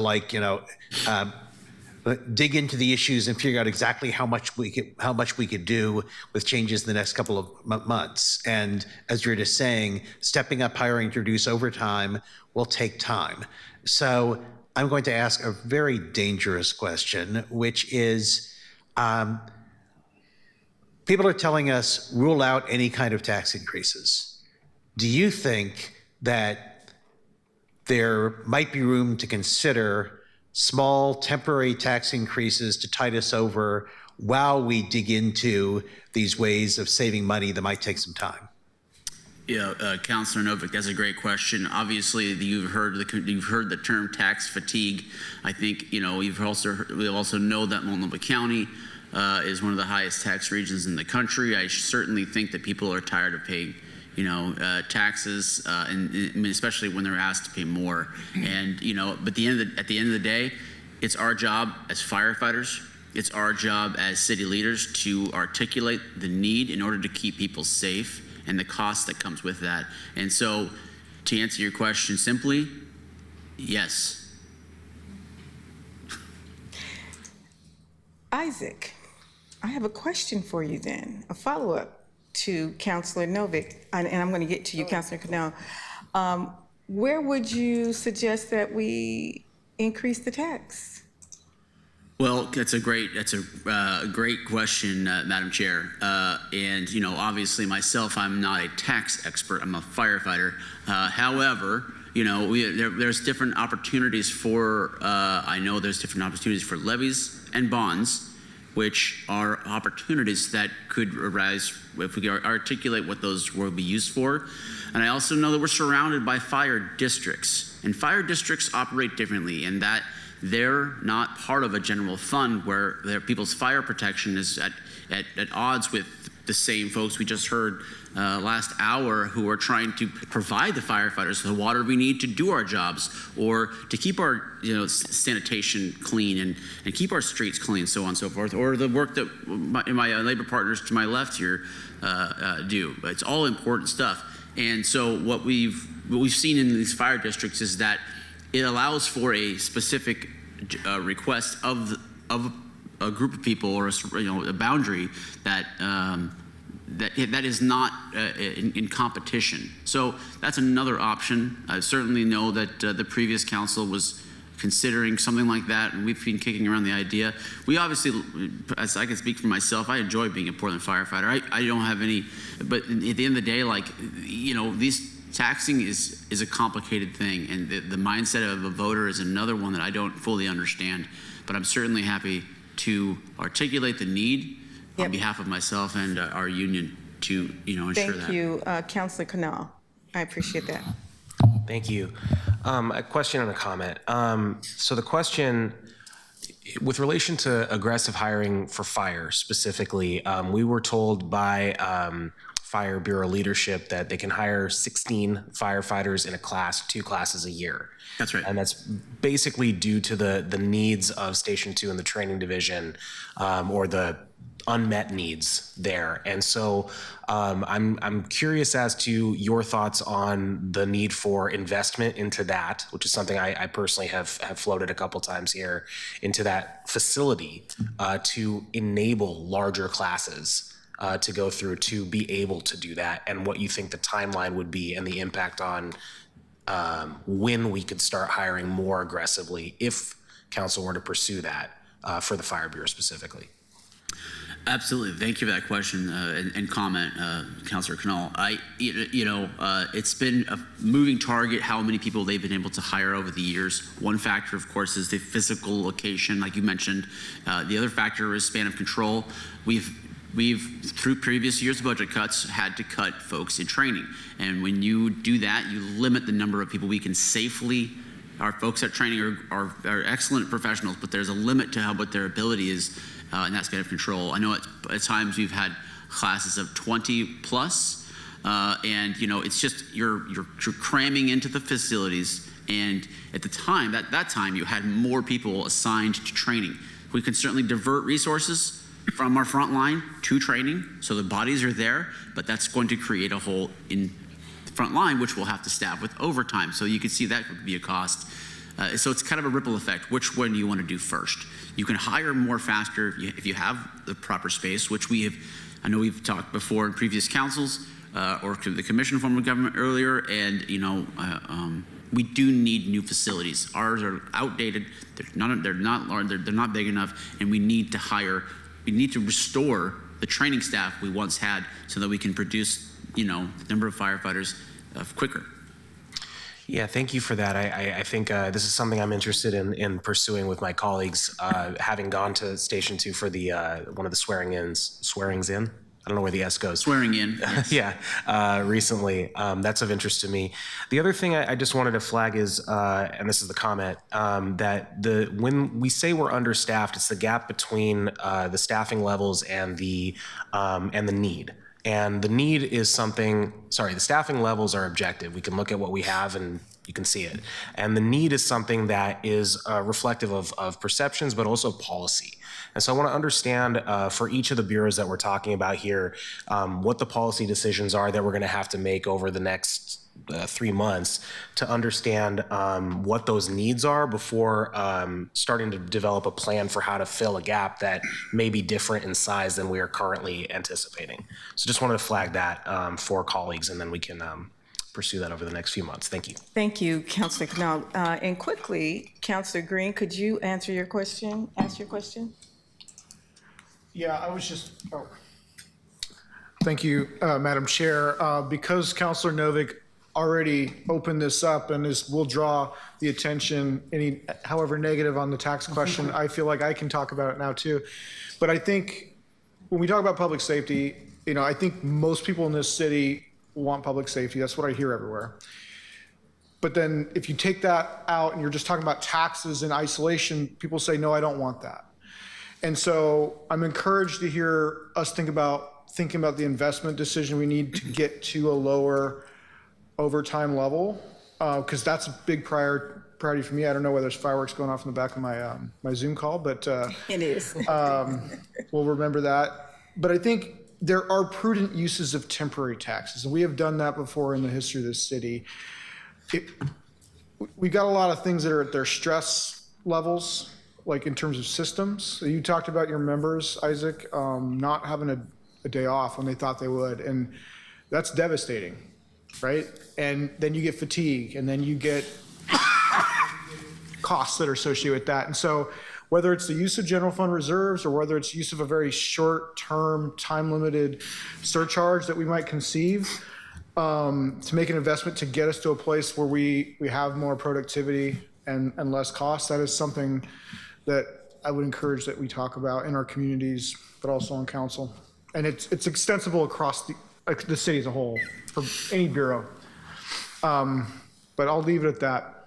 Thank you, Councilor Green. I appreciate your comments, and I appreciate Councilor Novick for opening that door, because as elected officials, that is something that we don't like to talk about too much in public in regards to increased taxes.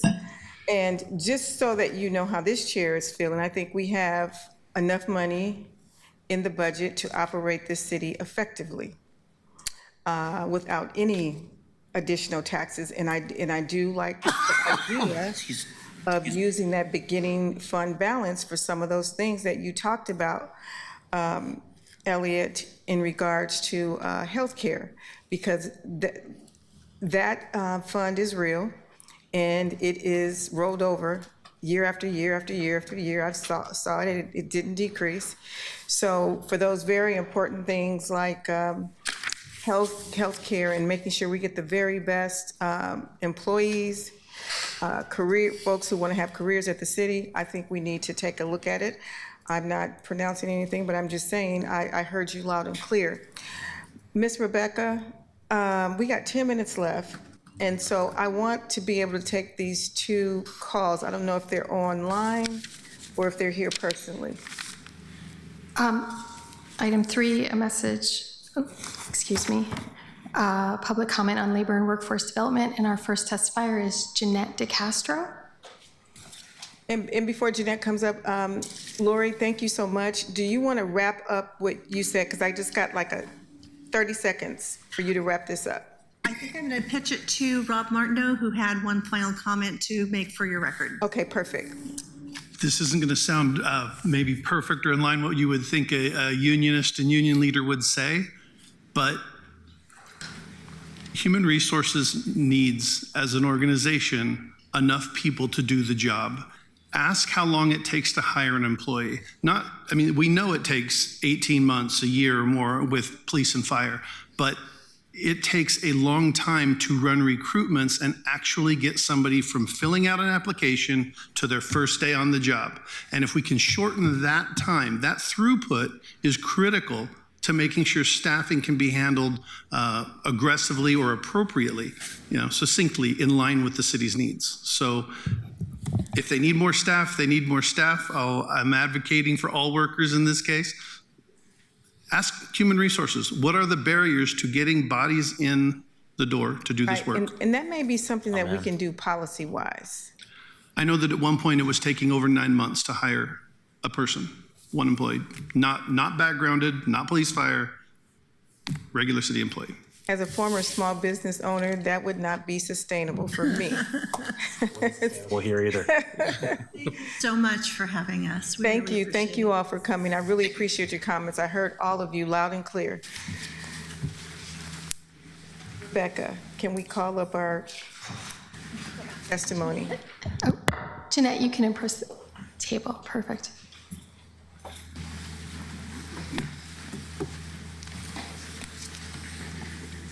Good afternoon, Chair Smith and Vice Chair Green. Good afternoon, committee. My name is Jeanette DeCastro. And most importantly, for the record, I'm off the clock right now. I want to share, I've had several roles with PBOT in my 7.5-year tenure and currently work as an engineering technician supporting capital improvement contracts. I used to hold one of those hard to fill positions, and that's a different conversation. I support Elliot's report that, or information that working with contracted employees can be tricky. And it is heartbreaking to me that we still have folks who are engineers who are getting layoff notices, and we have contracted engineers. And I'll share that I am tired. We are tired. Emails are coming in from the city administrator, from the DCA, the director. Their goal is transparency, and that's noble and appreciated. We get a link to the EAP in each email, but right now, the words I'm hearing from fellow ProTech members are disingenuous and brinksmanship and callous. I'm also deeply concerned about worker safety. PBOT has about 1,000 employees for now. Of the 5-person safety team, I've learned that a manager and a risk analyst are also slated for potential layoff. Three. That is not right sizing. I ask that you take a serious and holistic look at these challenges. We know the work is there. Fortunately, pencil sharpening is pretty low risk, low exposure. But please consider my colleagues who are up in scissor lifts, repairing structures, working in short excavations, responding to signal outages, flagging in live traffic, and projects, these capital projects that are on our high crash corridors. Cutting safety and experienced workers does not help morale. And I know you've seen the chart with the 6 years, cut over cut every year, and it does not bring us better outcomes. I am convinced of that. Thank you all for your time today. I'm sorry, it's a bummer. Thank you. Take care. Thank you. Next is Ryan Sotomayor.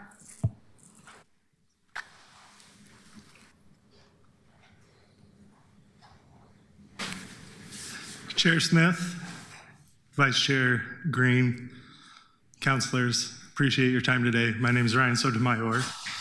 I'm a City of Portland employee. I'm on unpaid leave from the city to work for Labor's Local 43 as the business manager and secretary treasurer.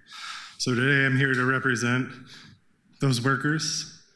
We have folks into the city of Portland at every level. When we talk about apprenticeship programs, when we talk about training programs, city employee training programs start with Portland Parks and Recreation that employ people as young as 16, training them for the skills that they need to move into every aspect of every position that we have in the city.